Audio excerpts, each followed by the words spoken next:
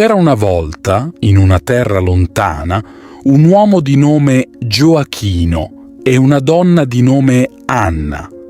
Erano genitori fortunati, benedetti da Dio con un dono speciale, una bambina che sarebbe diventata una delle figure più importanti della storia dell'umanità.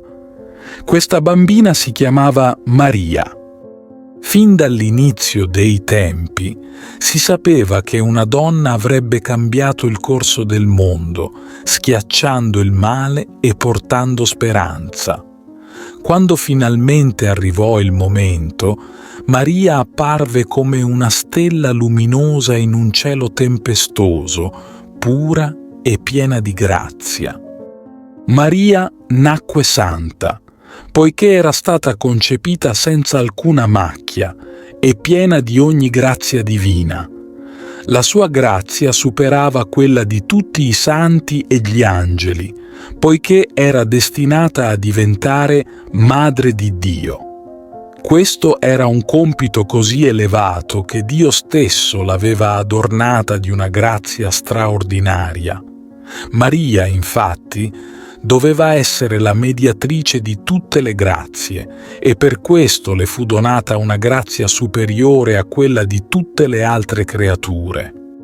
La Trinità partecipò con grande gioia alla preparazione di Maria. Il Padre la rese immune da qualsiasi macchia, perché era sua figlia prediletta e destinata a essere riparatrice del mondo e mediatrice di pace.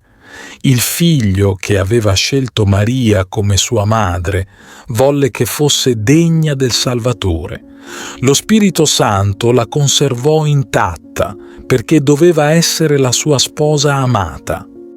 Maria rispose a questi doni celesti con grande fedeltà. Fin dal primo istante usò tutte le grazie che le erano state concesse per il bene dell'umanità. Non c'era momento in cui non fosse in comunione con Dio, rendendosi così sempre più degna del compito che le era stato affidato. Immaginate una piccola culla, ornata di fiori e circondata da una luce dorata.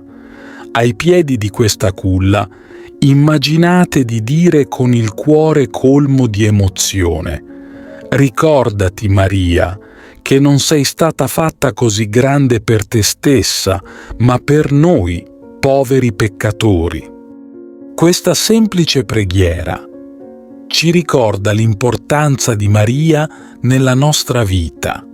Nonostante la sua grandezza, tutto ciò che ha fatto è stato per amore verso l'umanità. La sua vita è un esempio di purezza, grazia e amore incondizionato. E così Maria crebbe in santità, diventando la stella che guida i nostri cuori verso la luce divina. Il suo esempio ci ispira a essere migliori, a cercare la grazia in ogni momento della nostra vita e a ricordare che, come Maria, siamo chiamati a portare luce e speranza nel mondo. Concludiamo questo racconto con una semplice ma potente riflessione. Maria è stata scelta, amata e preparata da Dio per un compito straordinario, ma la sua grandezza non è solo nella sua posizione elevata, bensì nel suo cuore umile e nella sua dedizione incondizionata a noi, l'umanità. Possiamo sempre guardare a Maria come a una fonte di ispirazione e di conforto nei momenti di bisogno. Così, ogni volta che pensiamo a Maria, ricordiamoci di quanto sia stata fatta grande non per se stessa, ma per noi.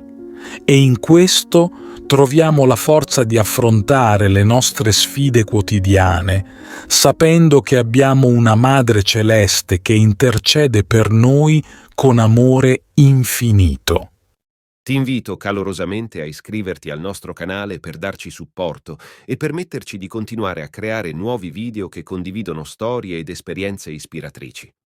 La tua iscrizione è un prezioso sostegno che ci motiva a condividere più contenuti di valore e a diffondere messaggi di speranza, fede e crescita personale. Grazie di cuore.